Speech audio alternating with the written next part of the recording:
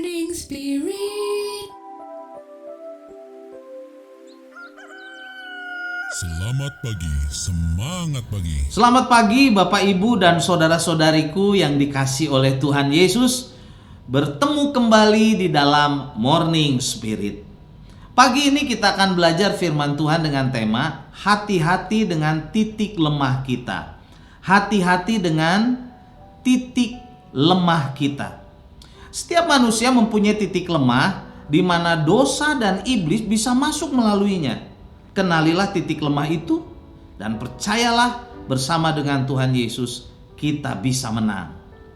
Dalam Matius 6 ayat 13 firman Tuhan berkata, "Dan janganlah membawa kami ke dalam pencobaan, tetapi lepaskanlah kami daripada yang jahat.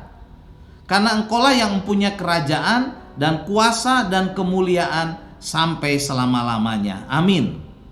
Bapak Ibu saudara-saudariku, dalam doa Bapa kami ini Tuhan Yesus mengajarkan supaya kita berdoa, memohon kepada Bapa menjauhkan kita dari cobaan dan melepaskan kita daripada yang jahat. Kenapa? Itu pertanyaannya.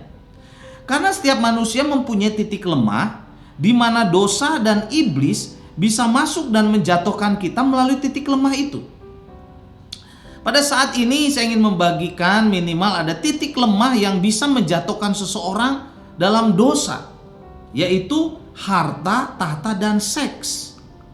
Yang pertama, harta. Harta bisa menjatuhkan kita harus hati-hati. Dalam Matius 26 ayat 14 sampai 15, kemudian pergilah seorang dari ke-12 murid itu yang bernama Yudas Iskariot kepada imam-imam kepala. Ia berkata, "Apa yang hendak kamu berikan kepadaku supaya aku menyerahkan Yesus kepadamu?" Mereka membayar 30 keping perak kepadanya dan mulai saat itu ia mencari kesempatan yang baik untuk menyerahkan Yesus. Titik lemah yang pertama yang sering menjatuhkan manusia, juga menjatuhkan Yudas, adalah harta atau materi. Sebagai orang percaya kita harus berhati-hati dengan titik lemah ini, dengan bersandar kepada Tuhan Yesus yang sanggup memberkati dan mencukupi kehidupan kita. Dalam 1 Timotius 6 ayat yang ke-10 firman Tuhan berkata, "Akar dari segala kejahatan adalah cinta uang. Sebab dengan memburu uanglah beberapa orang telah menyimpang dari iman dan menyiksa dirinya dengan berbagai-bagai duka." Saudaraku, hati-hati dengan titik lemah yang pertama ini, yaitu harta atau materi. Titik lemah yang kedua adalah tahta atau kekuasaan. Dalam 2 Samuel 15 ayat 10 sampai 12, dalam pada itu Absalom telah mengirim utusan-utusan rahasia kepada segenap suku Israel yang dengan pesan, "Segera sesudah kamu mendengar bunyi sangkakala, berserulah, Absalom sudah menjadi raja di Hebron." Beserta Absalom turut pergi 200 orang dari Yerusalem, orang-orang undangan yang turut pergi tanpa curiga dan tanpa mengetahui apapun tentang perkara itu. Ketika Absalom hendak mempersembahkan korban, disuruhnya orang Ahitofel, orang Gilo itu, penasihat Daud dari Gilo kotanya. Demikianlah persepakatan gelap itu menjadi kuat dan makin banyak rakyat yang memihak kepada Absalom, saudaraku, untuk menjatuhkan Daud. Absalom begitu besar ambisinya untuk merebut tahta Daud, sehingga ia sampai tega mengkudeta ayahnya sendiri. Bahkan Absalom mau membunuh ayahnya Daud, saudara. Untung Daud sudah pergi mengungsi sehingga selamat. Hati-hati saudara dengan ambisi tahta ini. Yang ketiga adalah seks, saudara. Inilah yang sering menjatuhkan manusia. Dan 1 Raja-Raja 11 ayat 2b sampai 4, firman Tuhan berkata, "Hati Salomo telah terpaut kepada mereka dengan cinta. Ia mempunyai 700 istri dari kaum bangsawan dan 300 gundik. Istri-istrinya ini menarik hatinya daripada Tuhan. Sebab pada waktu Salomo sudah tua, istri-istrinya itu mencondongkan hatinya kepada Allah lain, sehingga ia tidak mendengar sepenuh hati berpaut kepada Tuhan Allahnya seperti Daud ayahnya." Kita harus berhati-hati dengan dosa seksual karena ini bisa menjatuhkan siapapun. Kalau dosa seksual ini bisa menjatuhkan Salomo, Simson, dan banyak yang lain lagi, saudara, hamba-hamba Tuhan yang tulis di dalam Alkitab, dosa seksual ini juga dapat menjatuhkan kita. Karena itu kita harus berhati-hati dan sungguh-sungguh bersandar kepada Tuhan supaya kita menang dari godaan dan dosa seksual.